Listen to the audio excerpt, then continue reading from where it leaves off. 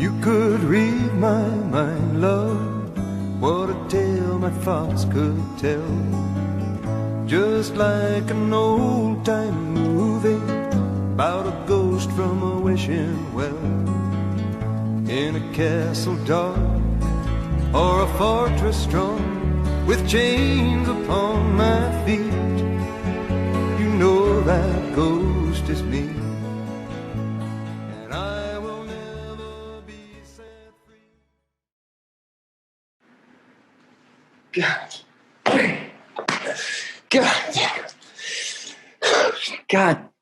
damn.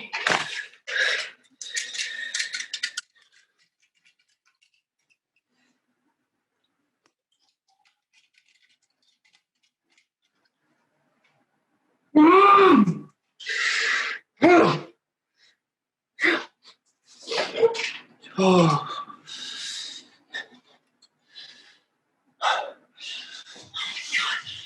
Oh my God, are you all right? Perfect. Well, you know Mama sometimes says some unkind things, right? You know she doesn't mean them. Right. I brought your suit coat. I thought maybe we can go ahead of the others, you know? Just you and me, hold hands crossing the street like we used to when we were kids. Oh, I'm not going. What? It was a mistake. Me coming back here. Don't you say that. I don't belong, never did, and still don't. All right, that's not true, all right? You were born here. This is where you were raised, all right? We are your family. Raised. And that is your daddy, laying in that casket over at Goody's funeral parlor. My daddy. No, sorry. That is not my daddy. In that fancy aluminum box, sitting so peaceful, so still, surrounded by pretty flowers. Not yelling, not drinking, not hitting nobody. That is not my daddy. No, sir. That is just some stranger dressed up as my daddy in one of Daddy's best Sunday suits. That's nonsense, right? Don't give me that look. What look? The look that you're giving me right now. That fucking look that she always gave him. I don't know what you're talking about. Really? Of course not. What a surprise. Why don't you just tell me something, Sister Eve? Is the Floodlight Tavern still doing business on Sundays? Adam, cut that out. Just right? answer the question, is the Floodlight Tavern still doing business on Sundays? As far as I know. Thank you. Coat, please. Coat, please. Thank you. Now, if you will excuse me, I've got an Uber to catch about 7 p.m. If you want to stop by the Floodlight after the services, I'll be happy to buy you one of your favorite soda pops because you do still drink soda pop, don't you? You're being hard, Adam. Goddamn right I'm being hard. Hard as a rock, as a matter of fact. Chip off the old block himself. However, there are a few, and I say this with some pride, differences between him and me beside the container from which we choose to drink our drink and the company whom we choose to drink that drink with. Of course, the most important of those differences is distance, location, daddy here, me out there. You know, him dying just puts an extra few feet of dirt between us, and that is all. That's not true. He did love you, Adam. I know you don't believe it, but it's true. He loved you. And not the way he should have, all right? Not the way you wanted him to. But Daddy never loved anybody. He never did anything any way that anyone ever wanted him to, all right? But he loved you, all right? Last few weeks, all he did was talk about you. How he was going to go out there to California. He's going to get better. Go out there and see you. In fact, the last few weeks, that seemed to be the only thing that relieved his pain. The idea of going out there and seeing you and setting things straight. Straight. Oh my gosh, Straight. You know what I mean. Yeah, you know exactly what I mean. Yeah. I know you are hurting, Adam. You know nothing about me. The hell I don't. We were raised together, all right? Raised together? Raised together. Kidding? Sister Eve, we were not raised together. We grew up together and grew older apart and further away. The only thing that's grown up about me is my excessive worries of the effects of aging and my ability to put enough money aside for when Botox becomes a necessity of life.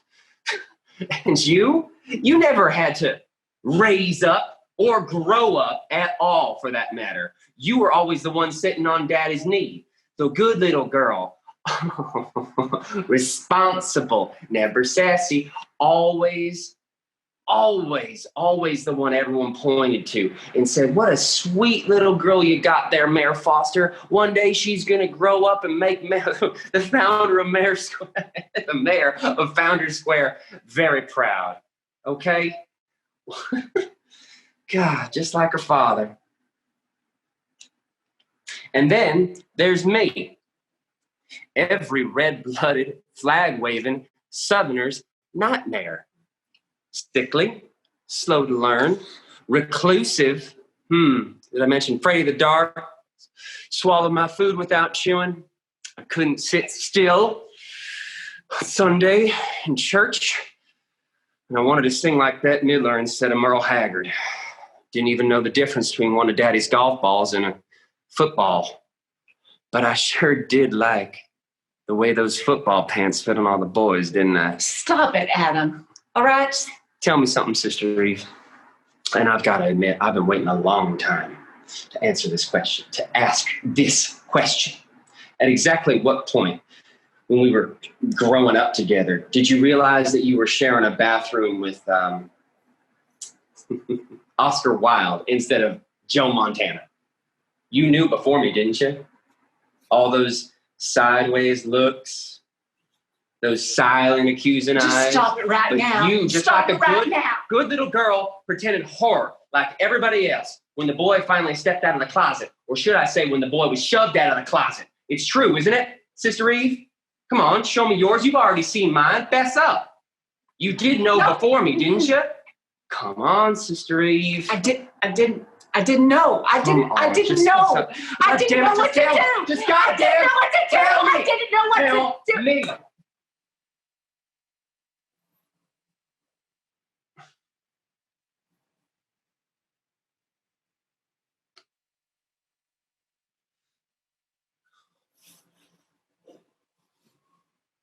I'm sorry, Adam. I didn't mean to. Just don't. I'm sorry. Don't come any closer. Sorry. Ow. Fuck. No, I'm all right. I'm just going to have to drink out of a straw for the rest of my life. God. Sorry. I'm sorry, Adam. I didn't. Holy shit. Do I have a handprint? Do I have a handprint? Really red. Oh, my God. Great. Just don't let anybody tell you that you don't know how to leave an everlasting impression. Yeah, I've never hit anybody in my life. Am I supposed to feel honored by that? What? Damn. I'm sorry. You want some? Do you want some ice? No. I'll get you some ice. I can just run into the house and I'll get you some. No ice. Adam, I'm sorry. Yeah. Oh. That's 3 stars. Why don't you save one of those stars for church today? Just forget it. You saw a jerk, so you slapped a jerk. It's as simple as that. However, you might want to consider a new career in slap therapy. I hear it's a growing industry. It's not funny. Oh, it's funny. Believe me, it's very funny. Why don't you just go on and laugh? Mm-hmm. Go on. No, I'm not going to. That way we'll both be in I'm not going to. Why not? There's no doubt in my mind that Daddy, over, whatever, right now, is laughing it up all the way over in Goody's funeral parlor, down in his casket, roaring with laughter. I can hear him now. I can see the headlines. Our but recently departed Mayor Foster raises miraculously comes roaring back from the dead with laughter after sweet evangelical daughter kicks sissy son's ass. Oh, hey now, that's a sound I haven't heard since our pet rooster tried to lay an egg. I can't help it. I can't help it. It's an affliction. Or constriction. Or science fiction. Yeah. Crucifixion. In need of a benediction. Yes, amen. Amen. Oh my God. Steve, where are you? God. I'm here, Mama. Here where? I'm in the yard. I have laughter. Is something funny out there? No, Mama, nothing's funny. Nothing is funny. Nobody is laughing. Oh, is your brother with you? We're both here, Mama. He's not sitting in one of them dusty old lawn chairs in that fancy California suit, is he?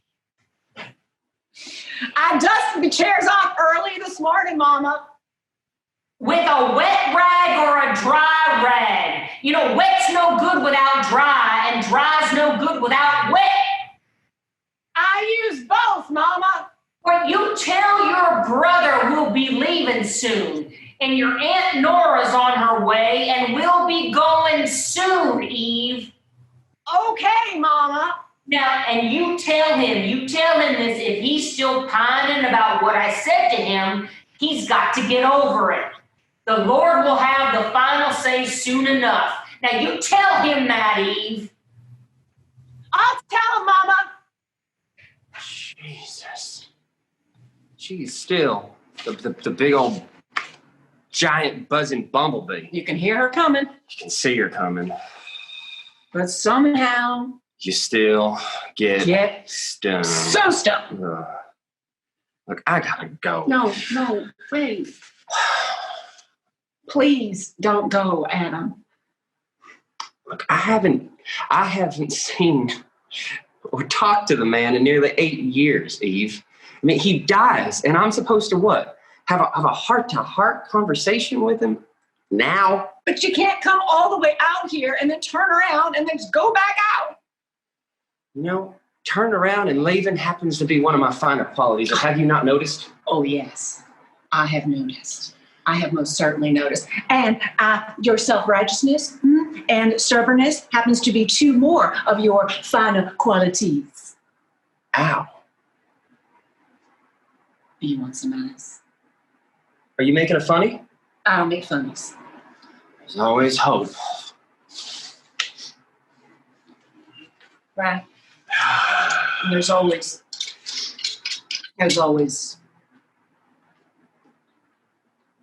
May I?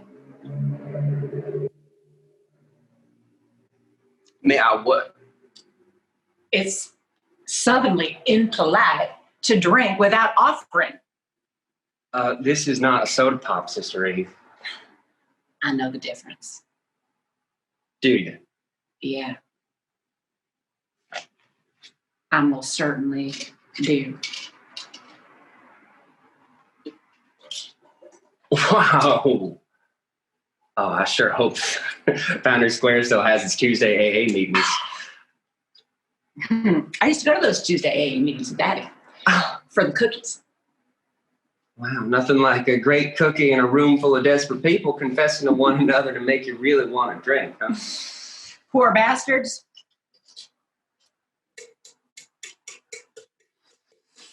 This is Jim Beam, right? Mm-hmm. Daddy's favorite whiskey.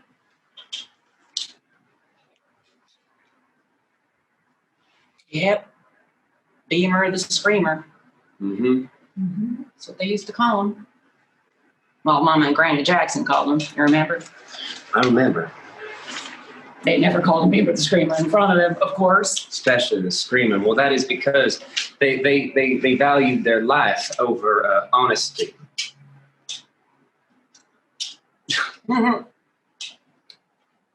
It tastes terrible. Well, sorry, I'm fresh out of cookies.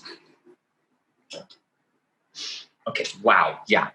I'm impressed. Into that thing, God dang, the queer comes back and turns the town saint into a town lush. They'll be hanging me from a tree in no time. They do still hang people from trees around here, don't they? Nope. Facebook and Twitter. Yep. That's who does the hanging nowadays. And for your information, I am not the town saint. Is that right? Yes, that's right. Do tell. I shouldn't. You should. You'll think I'm bad. Why don't you just pretend I'm a local priest and confess your sins? Because it's a little too late. Everything I think is bad. You have to promise me absolution. All right. I, Adam Foster, hereby grant temporary absolution. Absolutely. Good. All right. Thank you. Mm-hmm. All right. Ready? I was 14 years old, and I had my first swallow of liquor. Willie Dixon and I snuck a very large bottle of Daddy's whiskey into the backseat of his 1965 Ford Mustang with the roll and pleated interior. And we were very nearly drunk. I mean, we drank the whole thing. It was February 14th, Valentine's Day. Mm-hmm. And I still retain a very vivid memory of a bobble-headed Jesus bouncing up and down on the dashboard of that Ford Mustang. So, there, you see, I am not a saint, and I'm actually very tired of being called one. Wait a second. Hold on. Willie Dixon. Mm-hmm. You're not talking about Willie Pizza Face Dixon, are you? All right, he couldn't help it. He had bad skin. Bad skin? Yeah. I couldn't eat a slice of sausage pizza for years after sitting across from him in ninth grade science class. He was very complimentary to me. Besides, it was only just once. Neither of us have ever spoken again about it, and that's that. Oh He dropped me off a block from the God. house, and that was the one and only time I've ever been in the backseat of a 1965 Ford Mustang with pleated interior. They're very nice cars. Yeah. And where was I during all this debauchery? I believe you were, I don't know, locked away in your room listening to your Bette Midler collection. Thank you. Wow. You know you're going to hell for this, don't you? I know. Well, how about the kind eyes? And what was it? A Ford Mustang 1965 Jesus head bobbling, bouncing up and down on the dashboard. That one. No. No.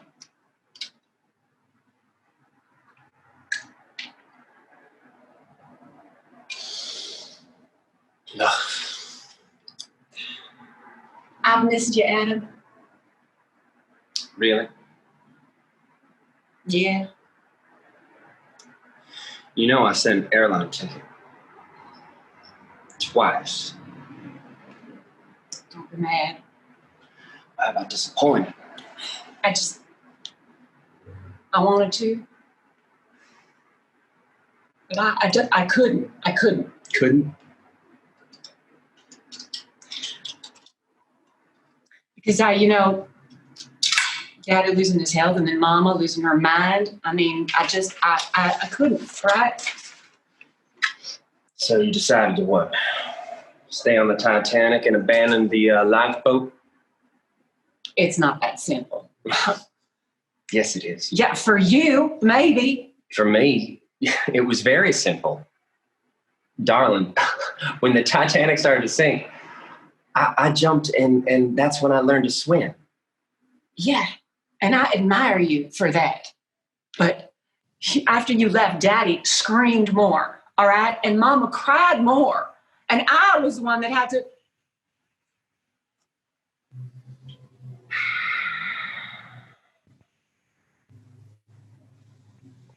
And you. I've kept a packed suitcase next to the door for so long that the toothpaste and the face cream have dried up by now. All right? And here I am, still. Eve? Eve! Yes, Mama. Where are you? What are you still doing out there? We're leaving in 10 minutes. You hear me, Eve? Eve! Yeah, I hear you, Mama. Well, then answer when I call you. Now, you tell your brother that you and he will ride with me in your Aunt Nora's car. And if she's wearing that whorish perfume she usually wears, now you please tell her and tell your brother to refrain from making those faces. I've already made her aware of it, and we don't want her crying over the wrong issue, especially today of all days. Now, you tell your brother that he's to be the pallbearer on the right side of the casket, at the front of the casket. Eve? Mama! You tell him now, please. I will tell him right now, Mama. Buzz, buzz, buzz, buzz, buzz. Wow. Yeah. His yard used to be much bigger. And the back screen door seemed so much further away, right? All the barbecues and parties, Easter egg hunts. Remember when we used to sit out and watch the 4th of July fireworks coming from the armory? All the games of croquet and volleyball and Simon Says. But I especially remember Daddy's angry laughter when, yeah, this used to be my favorite place in the world. You and me, remember? I remember hating the smell of barbecue pork ribs. I remember hiding from all the grown-ups, loud grown-ups. Never being the one to find the Easter egg with the prize in it. And the doggy and me both being frightened shitless of those fireworks. That's what I remember. But I especially remember Daddy's angry laughter when I couldn't get the volleyball over the fucking net. You had other gifts. Yeah, I just wasn't allowed to unwrap them. There were moments. There were moments of happy. You evidently have not read my diary. I call it my happy life book. And I never seem to get past the first page. Well, you've been gone a long time, right? And things have been changing here in Founders Square. Slowly changing, but changing. Last month, they started one of those LBGTQ clubs at Landing High School. Hey, plus there's even a number of, I don't know, there's a lot of talk about a gay pride week this fall. People are much freer to be who they are now. It's a freedom without the rope. No, thanks. One more and I'll be running to the store for cookies. So, what's it like out there? California? Yes! Well, it's bigger, it's faster, more expensive, more parades, you know, more tolerable, much wider variety in ways to commit suicide. It sounds lovely. Yeah. Did I mention lonely? Lonely? I don't understand. How can it be lonely when there's so many more people for you to choose from? You mean more people like me? No, I mean more people to choose from. It's not a matter of more people. It's a matter of who chooses you. Well, I don't believe that. I don't believe that about you. You're handsome and charming, worldly, smart, sometimes smart. And judging from that Versace label on your suit coat, I don't know, you're doing okay at whatever it is you're out there doing. You know, I'm the floor manager of the men's section of a swanky Nordstrom's in Pasadena. Break. Therefore, I get my Versace at a considerable discount. Any charm that I possess is simply the byproduct of never letting anybody get close enough to see the darkness beneath the smile. And as far as worldly and smart, that comes as a direct result of me sitting in bed at night all alone, reading the LA Times, Newsweek, and Fashion Magazine, front to back, while everybody else is out there doing exactly what it is that I'm reading about. You know, I fear rejection far more than any possible conquest.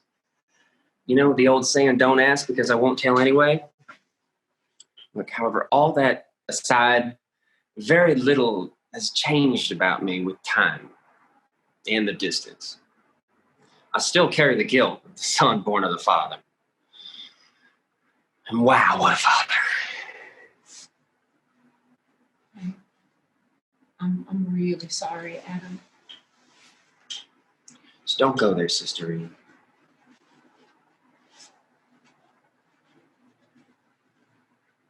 What that says, they say in the movies, just exit screen left. No. The offer for the soda pop still stands. Just wait. Well, Wait, I have something for you. what is it? What's this? I was going to give it to you after the funeral, but if you're so determined to leave, I will give it to you now. Okay. Some kind of what is it? I don't want it. Daddy wanted you to have it. So it's anti-queer medication. Like I thought. Just take it.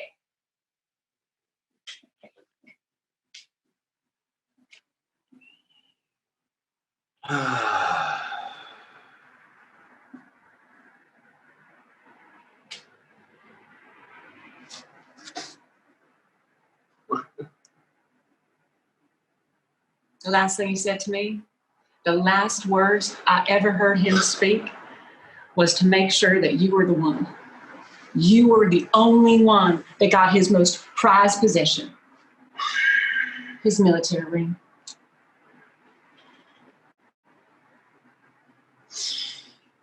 You know, when I was 8 years old,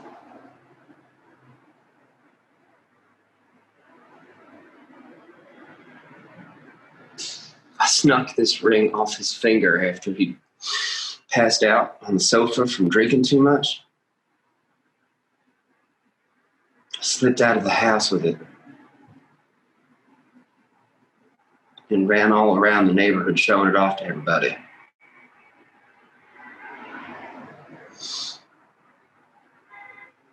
God. It was just before his first election that year as mayor. Every man and woman, child I could find, I made them look at it. I wanted everyone to know that my daddy was a war hero. And I believe that in my 8-year-old mind that it would help getting him elected. They'd be proud of me for helping him. You know, when I got back to the house, he was awake and he was ranting and raving about his missing ring. When he found out it was me that had taken it, he whipped me so hard I couldn't walk for, I couldn't even wear blue jeans for a week. You know, I never took the chance to explain, to tell him that I just wanted to do something right for once. So all I wanted to do was just something right.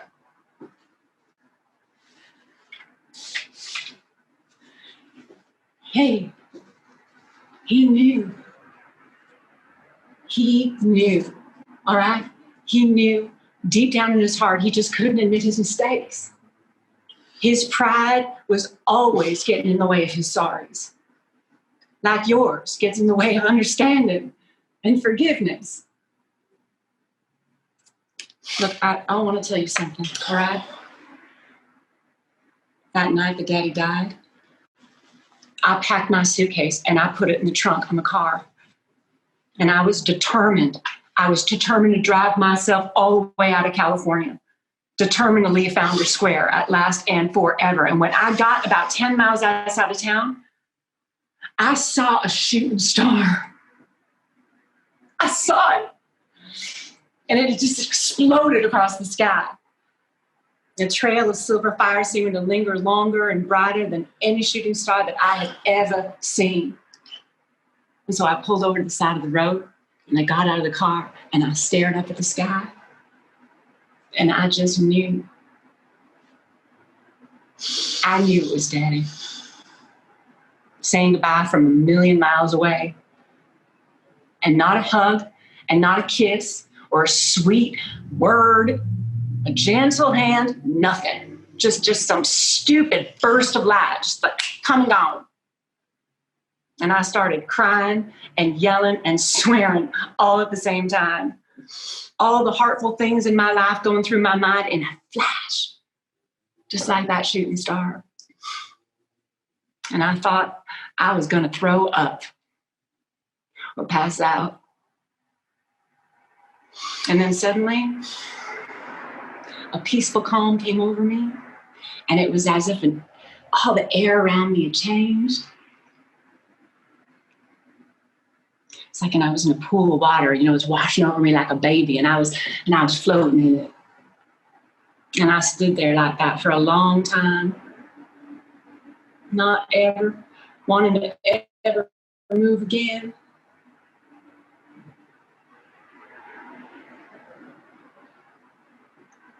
Not wanting to ever lose that feeling. And finally, I just closed my eyes and I could see Daddy and Mama. And they were standing in front of Wilson's drugstore. And they were laughing. They were laughing. And they were holding hands and they were laughing. I mean, they were young again. Same way that love is, I don't know, happy, happy and in love. And I knew that that's the way it started for them. And I don't know, being in love. And I know that that's the way it must have started out for everybody. And no matter where it winds up or how much damage or hurt comes between or after, that is where it starts.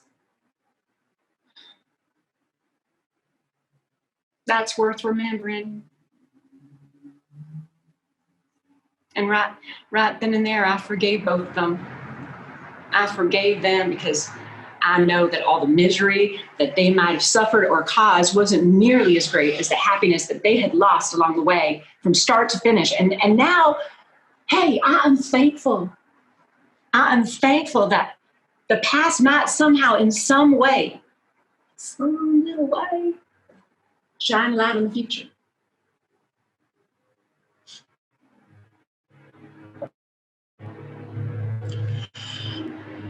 The miles you drove outside town is a whole lot further than California.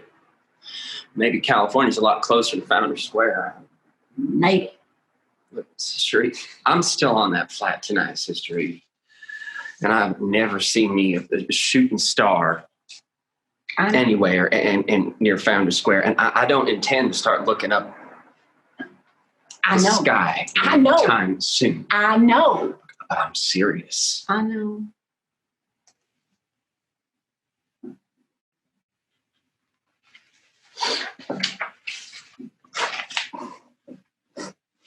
I'm serious. I know. Eve? Oh my gosh. Adam? Oh, wow. Can't believe it. You remember my name.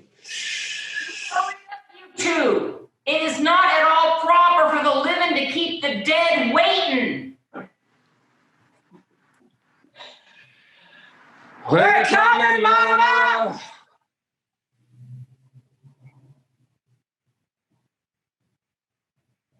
If you could read my mind, love, what a tale my thoughts would tell. Just like a paperback novel, the kind the drugstore sell. That was fantastic. If I could have everybody back, including my playwright, and I may have to ask you to start your video. There we go. Cool. Hello, Mr. Playwright. Hello, Mr. Producer. Hello, Mr. Eugene Butler. Can I get my cast as well? Gina's cast, Eugene's cast. Eugene, Gina. So, hey, great. All right, fantastic. So I'm actually going to mix this up a little bit. So normally I throw this out to the audience and say, hey, do you have any questions or whatever? But we're going to change the format a little bit. And I'm going to start with questions. So, and then we could then the audience, if you have any questions, raise your hand, put them into the chat or put them into the Q&A. I believe there is a Q&A panel. So just put them into the Q&A and then we'll get everybody involved here. So my first question actually is to our playwright, Mr. Eugene Butler, and only because we know each other pretty well. And so my question is that, can you talk a little bit about the genesis of the piece? I know you have a Founders Square, I'm not even going to say trilogy, there's much more to it. So I'm very curious on your writing style, your inspiration, and talk a little bit about what's going on.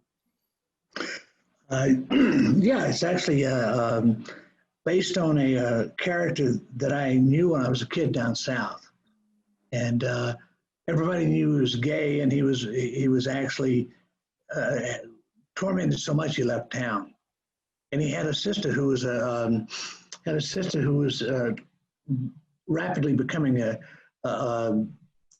called them old maids then, you know. A nice looking sister, but two never connected with anybody else. And then, so I kind of based it originally on them. You know, most of my characters that take place in Georgia, those 5 plays, they probably come from somewhere like that. I mean, you know, it's so yeah, this is in Adam and Eve. They're both kicked out of the garden, that kind of thing. You know, you know, so, yeah. So. Yeah, the origin of stuff is really hard to talk about because who knows? I mean, and in truth, I don't know where half the shit I do comes from. That's just the truth. Right. So with that, how much, and you know, we've worked together, but I want to know how much backstory do you give to your director? Or what is the relationship between you and the director, you and Gina in this instance? Well, or do you allow the director just to make their own discoveries? You know what, all of the above. Gina and I, for me, had a great writer-director relationship. She would call, and if there was any changes, we discuss it, and we were both on the same page for the most part, and she was delightful to work with. You know, and she made some suggestions with the writing that I changed. You know, so it was really a hands-on via a telephone. Great, good. Yeah, so, yeah. Gina, how do you like switching from the playwright brain to the director brain? Oh, I hate it. I want to down a bottle of bourbon and like eat a box of donuts, and I want to get back to my own writing, because to really find another writer's vision, it kind of tortures me. I mean, because I know what it is to be a writer.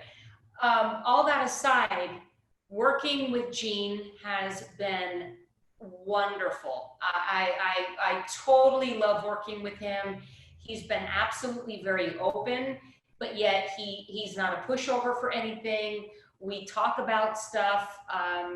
He's been wonderful, and I totally welcome working with him in the future. But as a playwright myself, it does sort of like mess with your head a bit, because suddenly you are so beholden to this new world that you didn't write. You didn't write her, but you come at it a bit as a writer, even though you're the director. So it was a very interesting experience for me, but to be paired with Gene, who has just been wonderful to hang out with. I mean, we've had some awesome conversations. Can I say something? Sure. From the writer's standpoint of view, it's just exactly what Gina said. She's directing someone else's material, and someone else is directing my material. Most of the stuff that I've written, when they've gone into production, I was the first director. You know, so you got to totally. I'd say 75% of the plays that have been done of mine in the LA area, not like in New York and but so I have to do the same thing she does.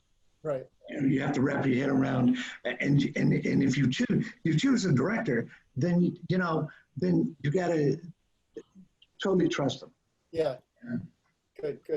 Yeah. As a director, I'm glad you said that. I'm writing it down, and next time we work together, Gene, totally trust me. Right. Tom Alper says, Tom is Gina, one of your biggest fans, next to me.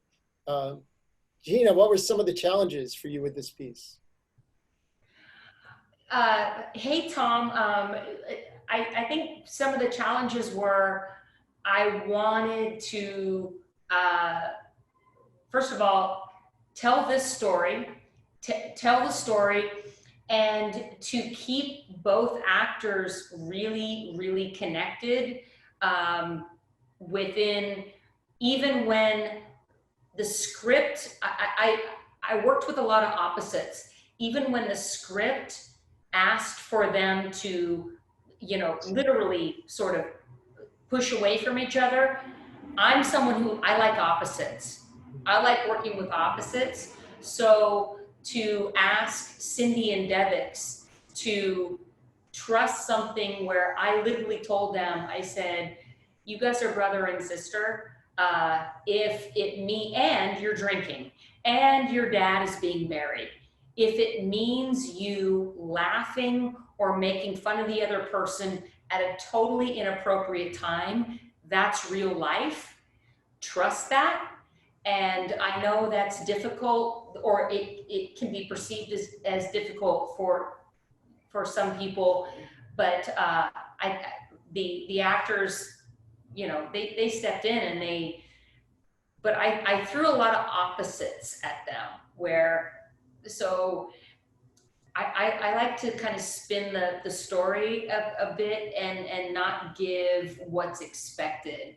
And I enjoyed really seeing what Cindy and Devix brought to a couple of those moments. So great. Cindy and Devix, I'd just like you to chime in on your process and actually working with Gina and what she just said. Well, we love Gina. Gina's amazing, and she's really exciting to work with. She has so much energy, and she was amazing. She came up with these ideas, and I feel like she was also open to our interpretation as well. So we were able to like mix and match. She's just really a really easy person to work with, and also comes up with really exciting ideas on the fly, which you can't help get excited about with her.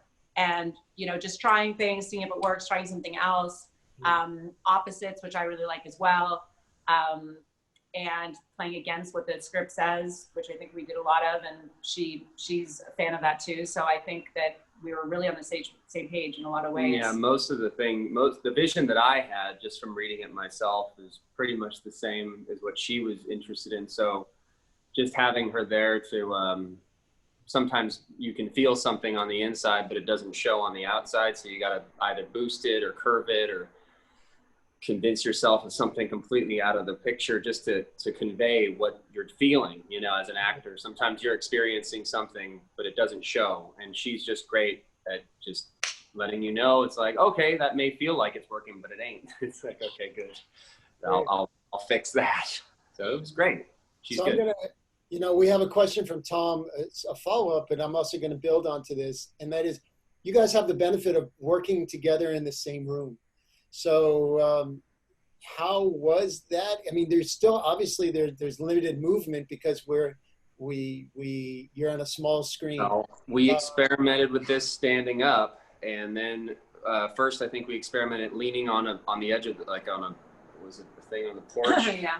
And then we started, I think, in the chair, then stood up, and then we tried all these different things. But then with you, Todd, we realized that sitting might be the most technically possible way to do this thing. So, but sitting in person, I don't know. I think it was great. I mean, I think it's great. I don't think this piece can be done. I remember Eugene mentioning this forever ago, that this piece should not be done through that little guy right there. Yeah. From a distance. Yeah. Yeah. I mean, it's great to be together. It also has its own challenges of being confined, you know, the script, whatnot, making sure that we're, you know, turned out. But I think that's what you would do in a piece anyway. Like if we were on a stage or, you know, whatever, you would still be turning out. So you're more conscious of that actually, as opposed to when you're doing the Zoom thing, you're always your face forward. So it's just a matter of, you know, there was a lot of technical help that you gave us, Todd. Yeah.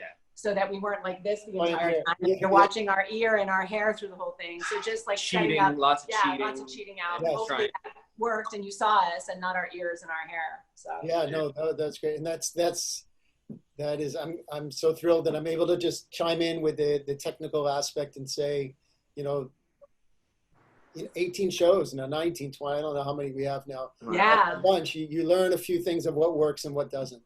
And it's great. So that's terrific. I'm going to actually say to our audience, feel free to raise your hand and you could speak online.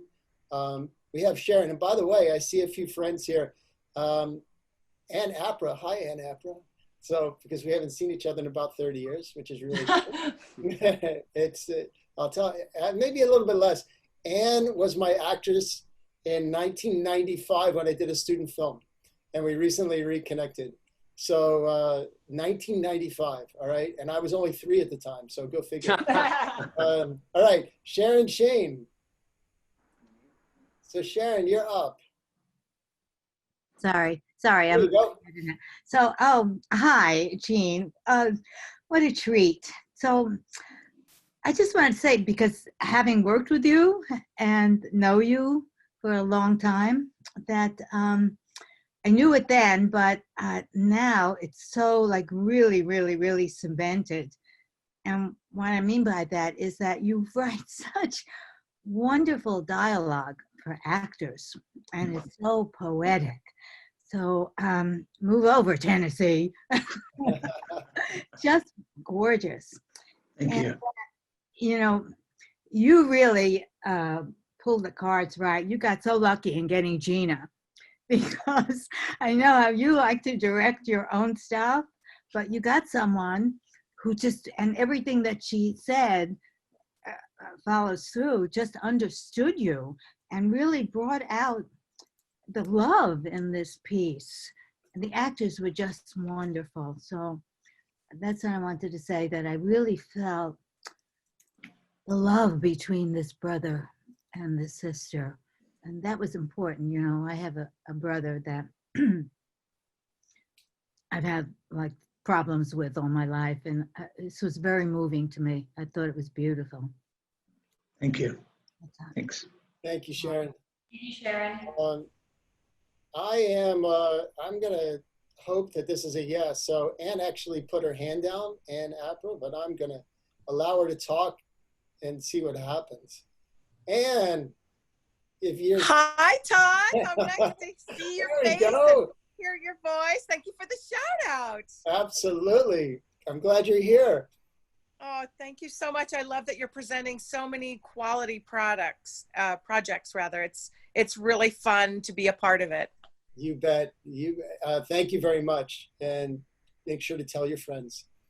Oh my goodness, yes. Thank you, actors. Excellent job. Great play work. Gina, you are such a wonderful director. So great to see you again. Thank you, Anne. That's wonderful. All right. Thanks, Ann.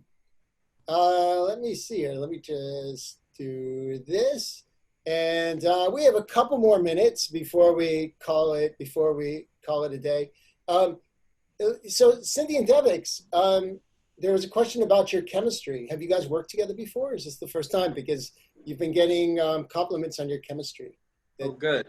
We've been working together. When did we work on Clash? We've been working together on stuff since January. We haven't stopped. We started working together at the Actors Studio on a couple of scenes from the same play. Yeah, back in December. And we're shooting a piece soon together because of exactly what they just said. We agree. So we're going to capitalize on that. Yeah. Good. And try to capture it, just like this is a capture, of it. And thankfully, Eugene and Gina thought we were good fits for this.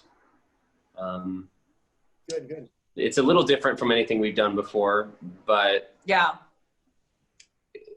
I don't know. What I think Anna maybe just said, or something about Eugene, about his writing. It's really in the writing sometimes, where you don't have to work as hard. You just try to get those lines, and it takes over, takes over your psyche and even your body. So Great. I trust Cindy. So I think it's hopefully Mutual. It's mutual. Good. Eugene, I know that you have a remarkable work ethic where you get up every morning and you have I think Gina, you have the same, where you have a 9 to 6 daily, where you sit and you write. Is that right? It's 7 to 11 for me. 7 to 11. Okay. Yeah, like a giant Slurpee. Good. Does that remain throughout this pandemic? Has it bought you a little bit more time? Have you deviated, or you keep exactly the same schedule? Yeah, I've been. It's given me a lot more. I have a book of my plays coming out that what's it called? Alternate publishing company. What are they called anyway? So I've been, for the last 2 or 3 weeks, been sending it to editors to edit and all that kind of stuff. And so that's kind of been my focus for the because now it's done and so now it's ready to come out. So I'll go back to but that was 7 to 11 every morning, just trying to, you type something and man, you go back over it and you can't believe the number of typos and mistakes. And I had 2 other editors looking at it. And one would edit and get some of them right, and another person would edit and get some of them right. Then I'd read it and go, damn. I mean, it's amazing how much you can miss. There's a little monster that comes in late at night that changes all your writing and puts in all those typos. You really didn't do them. It's some unknown thing that just, I don't know. We'll figure out a name for it. So, yeah. All right, cool. That puts us at 6 o'clock. If anybody else has any questions, let me know. I do want to tell you that next week we have the play Hear Me Out. It's by Bruce Goldsmith. It's directed by Asad Kalata, and it's with Ellen Gerstein and Lisa Richards. So that is next Friday. And if anybody else has any questions, I think we're looking good. You guys, just so you know, and I forgot to tell you this, I'm going to send you a link. We're going to do a little wrap up. So check your email in about 3 minutes. We'll do a little Zoom wrap up, just lots of attaboys and mazel tovs. Everybody else, thank you again for joining us today. Does anybody have anything that they want to say and share to our audience? Well, yeah, thank you for being here, and thank you. Thank you for watching. Thank you for watching. Yeah. Thank you, everyone. Thank you so much.